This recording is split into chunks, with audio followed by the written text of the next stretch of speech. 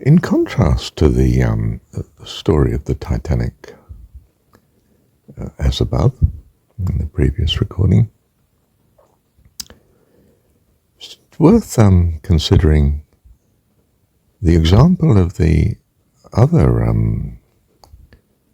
ship in the area, much smaller and much slower, less prestigious, although it had been in its day, that was a call to the rescue. Captain responded by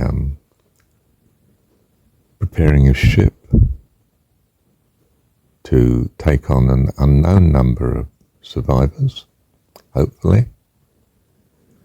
He was about 4 or 5 hours away from the expected position of the ship, the Titanic, in its distress, and knowing, of course, the iceberg situation, steamed at full speed to the rescue until conditions were such that he had to drop the speed considerably.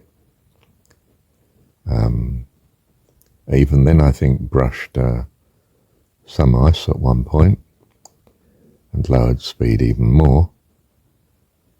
But interesting, it was said that he was a man who trusted in God and felt that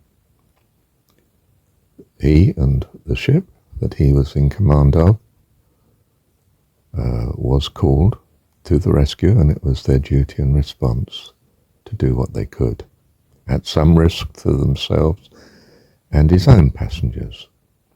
Small in number compared to the Titanic, of course, but nonetheless in his charge. He managed to rescue, apparently, all the lifeboats, then had the considered problem of, do I pick up as many of the bodies as possible, or do I get these people that we have rescued to port as soon as possible, so on, to be helped, and so on. And he chose not to pick up the bodies,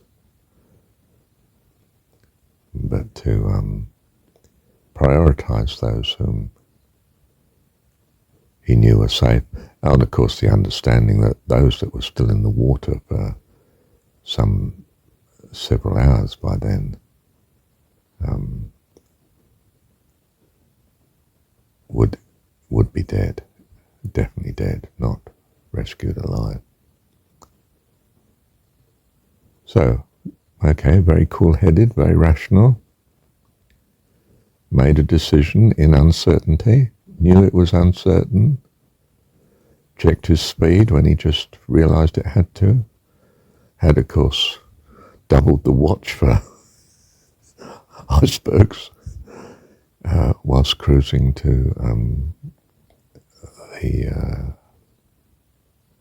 the spot where the Titanic went down. What a good chap. Yeah. Good example to us, wasn't it? Thank you, Dan.